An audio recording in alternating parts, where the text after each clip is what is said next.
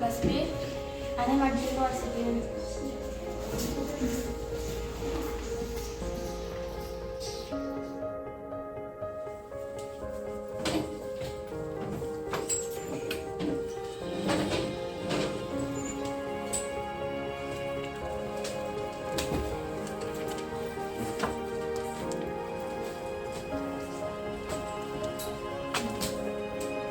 L'assetjament escolar és un fenomen que pertorba l'escolaritat de molts nens i nenes. És una violència repetida verbal, física o psicològica. Dins o a fora de l'école, hi ha moltes persones que te poden ajudar. Si ets testimoni o víctima d'assetjament, parla a un adult de confiança.